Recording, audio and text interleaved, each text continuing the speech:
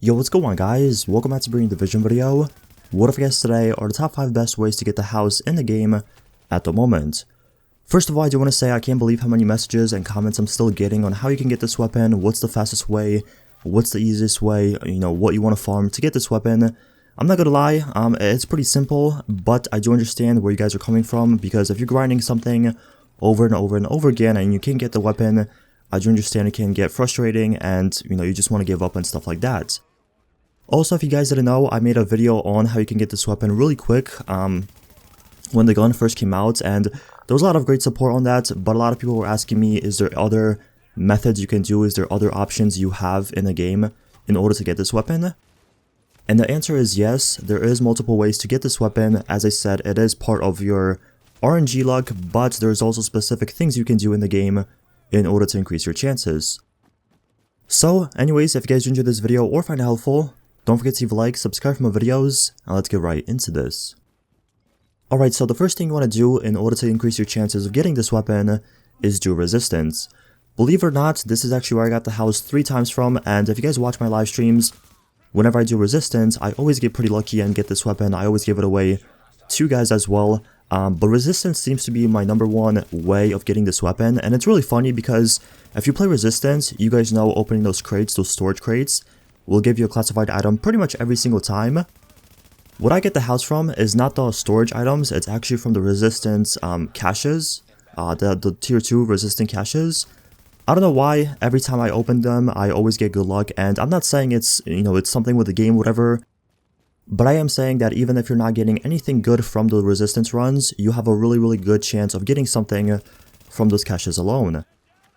In my opinion, if you want to farm this, I would recommend doing this with 2 people, not really more, because with 2 people, you have another chance of getting, the house if you are in need, and also, all the crates and all the doors cost way less, so if you're doing like Carrier or Pier 93, you can open the crate or the storage room, I should say, like 2 times before wave 10, and by wave 10 you can kill the boss as well, get the tier 2 resistance cache, and pretty much be set for that run.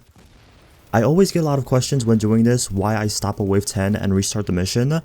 The simple answer to that is because 1, if you do this correctly and you camp on Carrier in the first room, or you do Pier 93 correctly, you can open the crate 2 times by wave 10, and the enemies are a lot easier to kill by then, and as I said, you will get that resistance to cache.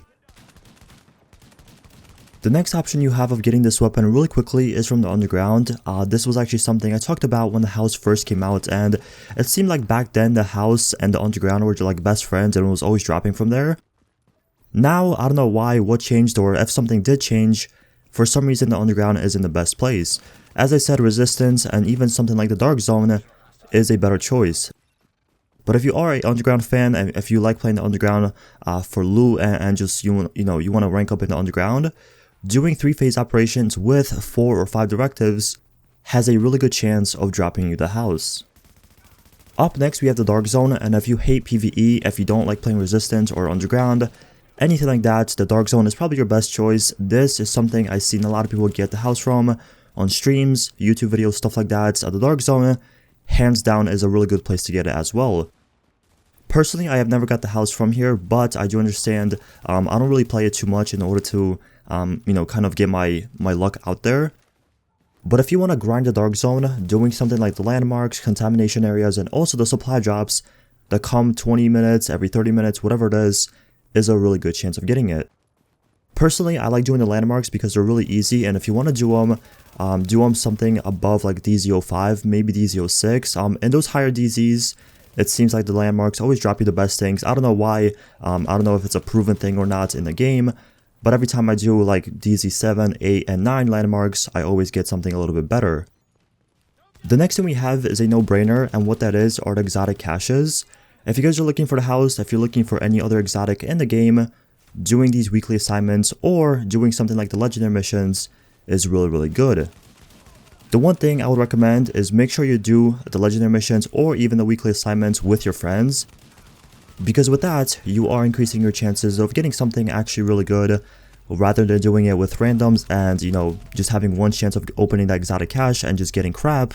If you are playing with your friends, if someone in your group already has the house and they get it, they could just easily drop it for you. Last but not least, we have my Desperate option, and I'm not saying that to be funny, but I am saying it because it's kind of true, at least with myself. If you are playing Resistance, if you're playing the Underground, if you're playing the Dark Zone, farming legendary missions over and over and over again, it can be a little bit boring, it can be a little bit more repetitive than usual. So the first thing is the open world bosses. These are actually really good. Unfortunately, you can only kill them once per 4 hours, so once you kill all the bosses, I think there's like 20 plus on the map, once you kill them, you have to wait 4 hours in order for them to reset, unless you actually join your friend's lobby and the bosses will reset. Next up, we have the HVT missions, and this, in my opinion, is the last resort. If you have a lot of intel, you want to spend it, doing the weekly HVT missions is a really good way of increasing your chances as well.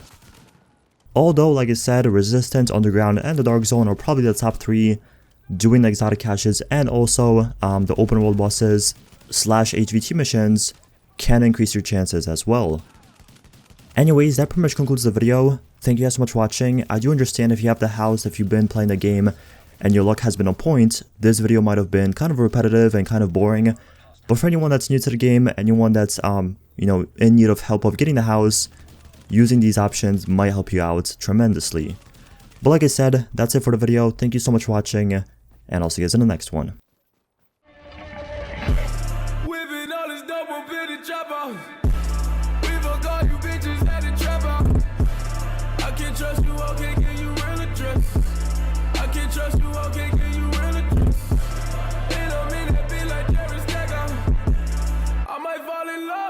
Trap house.